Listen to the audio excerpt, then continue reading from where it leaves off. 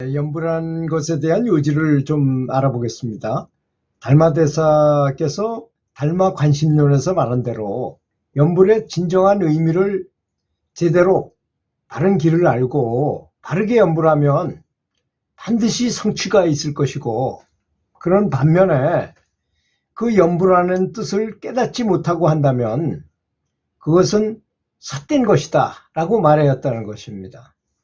그래서 많은 생각을 가지고 연불해야 한다는 것이니, 참 연불하는 것도 우리가 이제 생각하기에는 연불만 하면 다 되는 것 같지만, 달마대사께는 이렇게 얘기하는 것만 아주 엄격하게 말씀하신 걸 보면 연불에 대한 그 지켜야 될 그 규칙이나 이런 것들이 있음이 분명하다고 생각이 들지 않습니까? 연불을 제대로 하고자 한다면 반드시 계율이라는 걸 잘 지켜야 된다는 것입니다. 그건 꼭 빨리 어딘가를 가고자 하면 교통 규칙을 지켜야만 질서가 잘 유지되고 오히려 원활하게 돌아가는 것이지, 법을 다 어기면서 막 돌아다니면 정말 세상이 지옥이 될 것이 아니겠습니까? 그렇지 않습니까?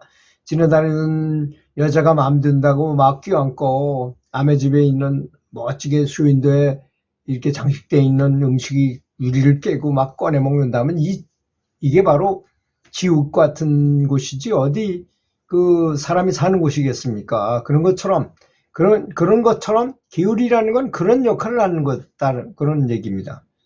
사람의 인과 중에서도 가장 치명적인 것이 뭐겠습니까? 바로 살생인 것이잖아요.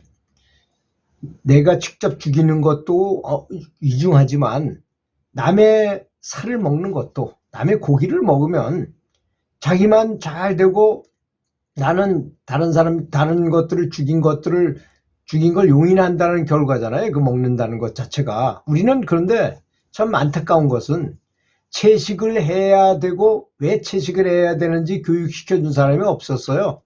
여지껏 이렇게 어른이 될 때까지 살면서도 누군가 채식을 하면 좋지 않습니다. 예를 들어서 맹수, 그 사자나 호랑이 같은 큰 동물도 이 내장의 길이가 6m밖에 안 되는데 사람은 그 2배도 넘어요. 테니스장 네트 길이만 합니다.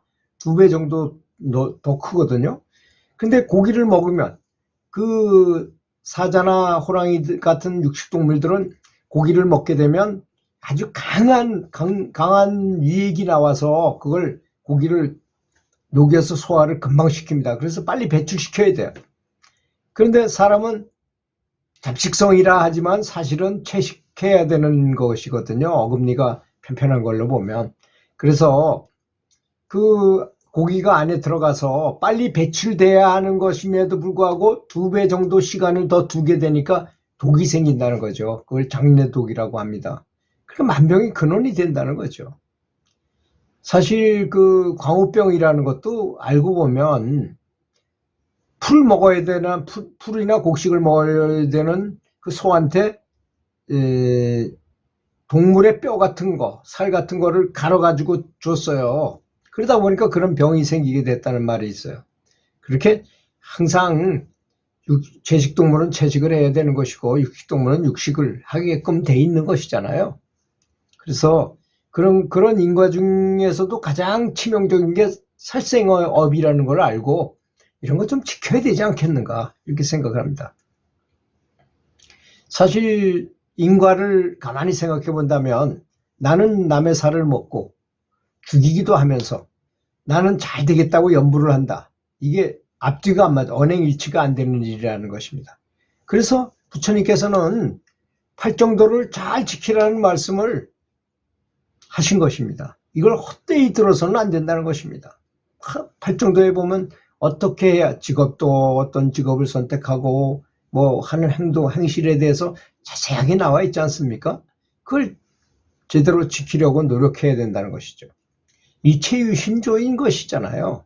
모든 것들은 생각에서부터 나오는 것이고 그 생각은 말로 또 돼서 나올 것이고 말을 하면 그 다음엔 당연히 행동이 따르게 마련인 것이지 않겠습니까? 그걸 신구의 삼업이라고 말하잖아요. 생각이 그렇게 중요하다는 것을 얘기하는 것입니다. 그래서 자비로운 마음, 사랑과 자비로운 마음을 닦아야 된다. 여기에 바로 살생을 안 하는 것이 가장 크다는 것입니다. 그 중에서도 다른 사람을 용서하고, 그리고 또 살생에 대한 의미를 좀 이렇게 확대해서 해석해 보면요, 살생은 꼭 누굴 죽이는 것만 말하는 것이 아닙니다. 다른 사람의 말로 괴롭혔어, 눈으로 째려봤어, 다른 사람을 경멸했어, 그래서 그 사람이 아주 죽고 싶을 정도로 괴롭게 하는 경우도 있어요. 단지 말하고 표정으로만도. 그것도 살생입니다. 그 살생이 아니라고 생각하는 사람들이 많은 것 같아요. 불자들 중에서도. 그것도 살생이라는 거 알아야 됩니다.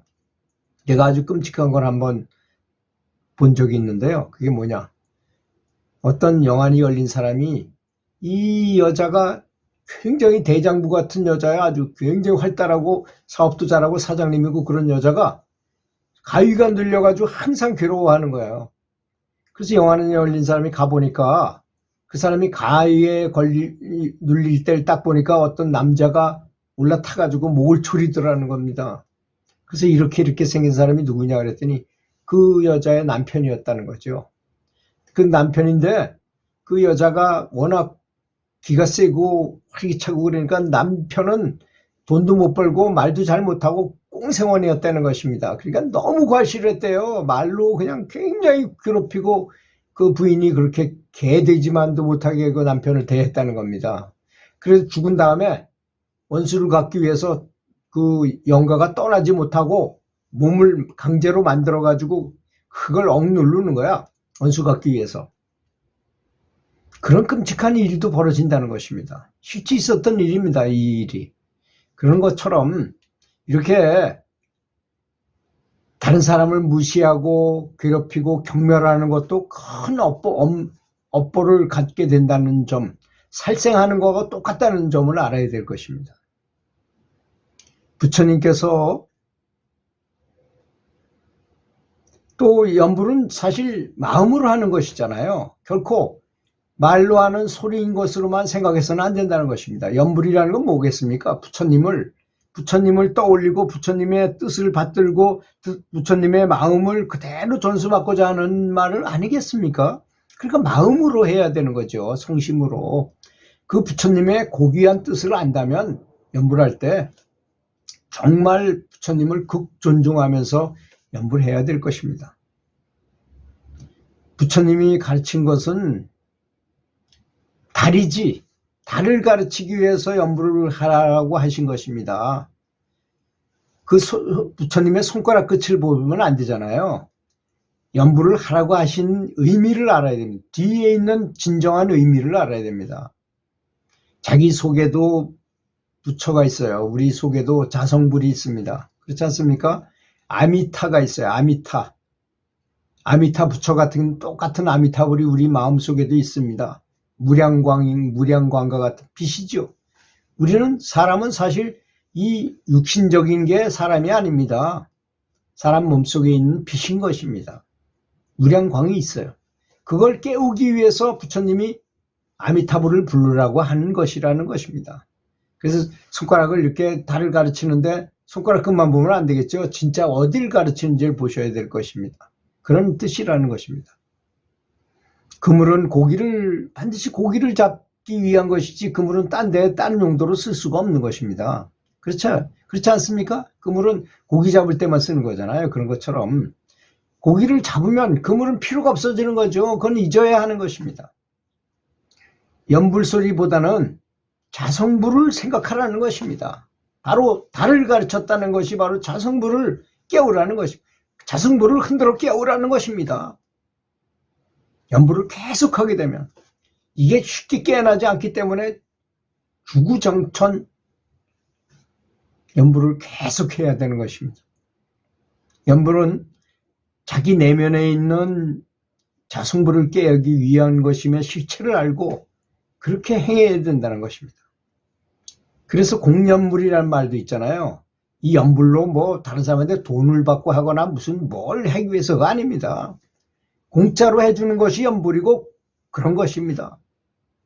진실한 의미를 가지고 내 자성불을 깨기 위해서 염불을 하라는, 사실 어떤 사람이 부탁을 했어요. 이 사람을 천도하기 위해서 천도를 지내주시오 하더라도 내가 연부를 하는 것입니다. 이치유심조니까 내가 잘 되면 저쪽도 잘 되고 저쪽이 잘 되면 나도 잘 되는 것이기 때문에 그런 것입니다.